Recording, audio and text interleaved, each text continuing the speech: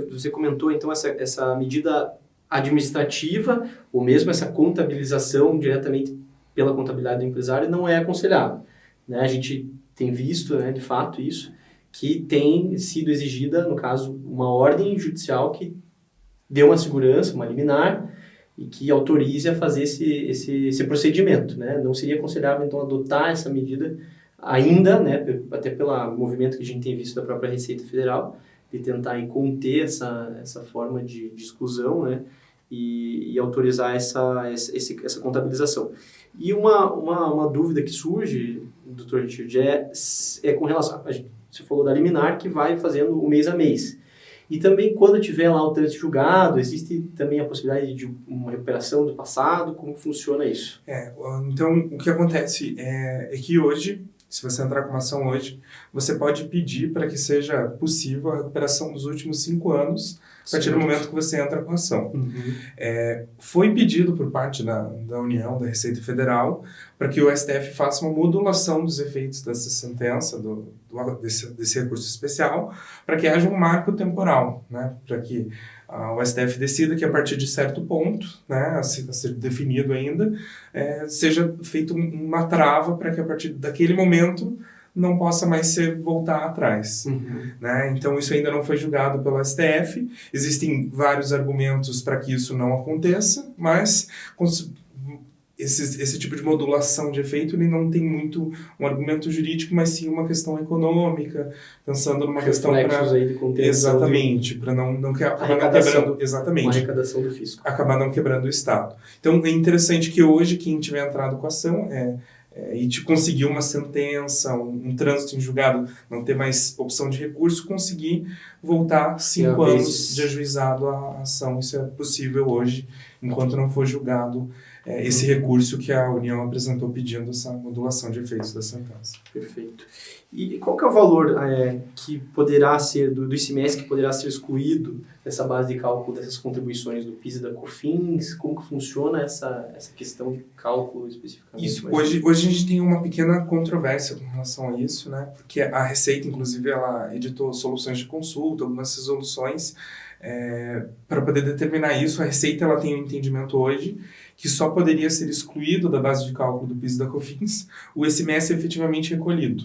Né? Então você pegaria o valor do ICMS devido, descontaria os créditos e aquele valor que você recolheu que você excluiria. Porque o ICMS você tem esse encontro. Exatamente. Pela não cumulatividade de conta de entrada e saída. Exatamente. Você tem alguns créditos de ICMS por alguns motivos. Ali você pode ter algum regime especial ou qualquer outro motivo.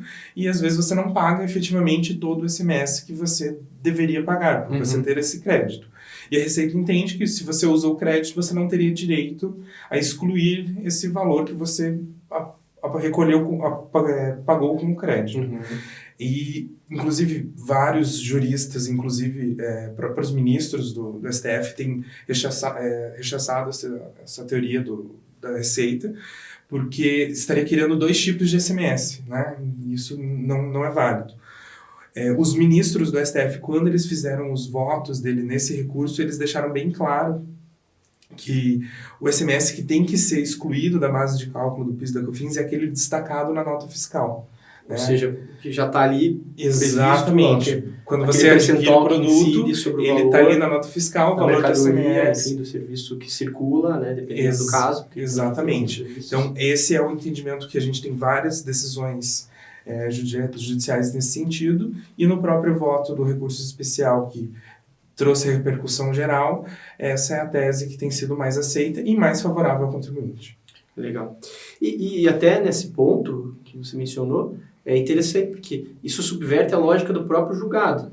Se você falar que você faz um encontro de contas para ver se você tem crédito e a partir daí você vai ver se você vai excluir ou não, digamos assim, da base de cálculo da PIS, da COFINS e ICMS. Mas não foi isso que o julgado determinou, porque a lógica do julgado, me corrija se estiver equivocado, de que haveria uma bitributação se você seguir nesse caminho de jogar na cadeia o ICMS até o final, vindo lá faturamento, né? Até se puder falar um pouquinho dessa questão de faturamento e a Receita, que tem essa discussão, acho até que tem alguma questão jurídica, de ordem jurídica, que pode ser mencionada, né? Para entender um pouquinho melhor da bitributação ali, né? Exatamente. O grande cerne dessa discussão que houve nesse recurso especial era se as empresas elas faturavam ou não o ICMS. Né? Então, o que ficou decidido nesse recurso especial é que empresa nenhuma fatura tributo. Né? Então, a empresa não fatura ICMS. Né? Quem fatura o tributo é o Estado, o ente que recolhe.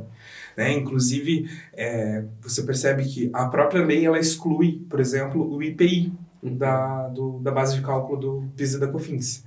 Porque o IPI ele é um imposto federal, o PIS e a COFINS são contribuições... Né? Exatamente, imposto sobre produtos industrializados.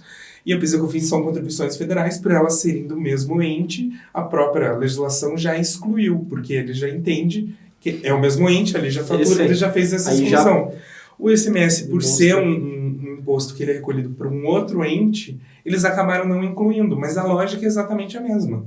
Do mesmo jeito que o empresário ele não fatura o IPI, ele também não fatura o ICMS. Claro. Né? Então, isso é uma coisa que é muito clara. Né? Então, esse foi o entendimento dos ministros. E também, outro ponto que foi muito importante para que fosse reconhecida essa exclusão do ICMS é que uma questão jurídica, principalmente constitucional, é que o entendimento hoje, numa questão tributária, faturamento e receita, elas têm o mesmo significado, que é aquilo que a empresa tem de fatura. Sim, arrecada ali. Arrecada. Isso em termos jurídicos, né? Sempre a gente menciona exatamente, isso. A gente sabe que existe implicação contábil e existe uma análise sobre um aspecto contábil e o jurídico, mas o STF no enfrentamento... Ele deixou bem claro que esse conceito, quando a gente, na lei, tanto a lei Constituição, nas leis do PIS e da COFINS, quando se fala receita, faturamento, a gente está falando de uma mesma coisa e não é a mesma coisa que se fala quando você está falando da contabilidade. Exatamente, não tem o mesmo significado. A Constituição ela usou como termos sinônimos receita e faturamento, que na prática contábil não é a mesma coisa. Entendi.